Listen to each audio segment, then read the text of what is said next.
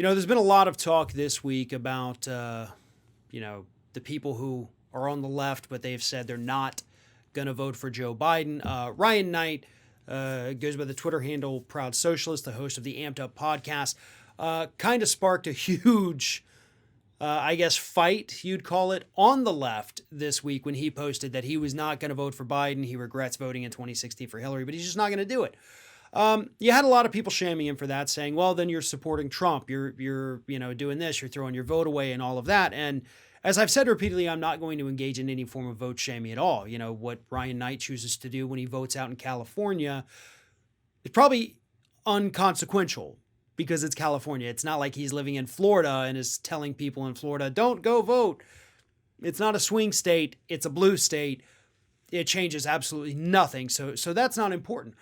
But one thing I do want to tell people, and this is kind of, the only sales pitch I can give for Joe Biden, because this is the only redeeming quality he has, to me at least, other than not being Trump, is the fact that the environment cannot stand, cannot survive, cannot endure another 4 years of Donald Trump.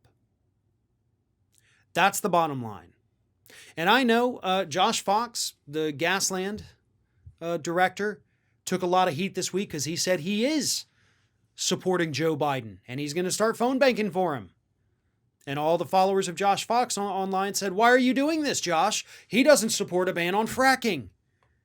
To which Josh Fox pointed out, actually, he does support curtailing it.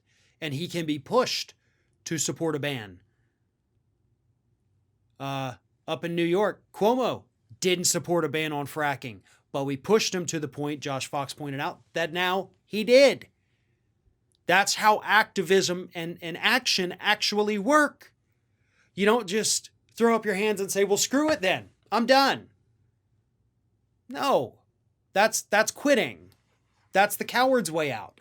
You get in there and you either start forming your own real thing, which some people are doing, and that's great, or you stick with what you have and you keep pushing it left, which is what people like Josh Fox are doing. The people who just say, well, screw it, I'm not doing anything, you're not helping a thing.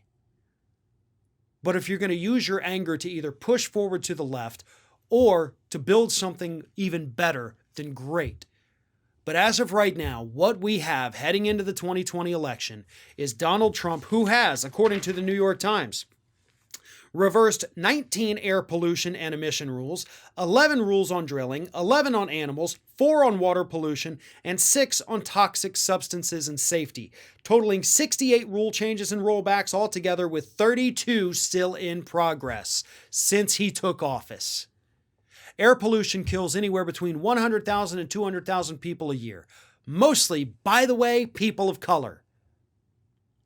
So if you claim that you want to be a Democrat and you believe we have to do something to protect American lives,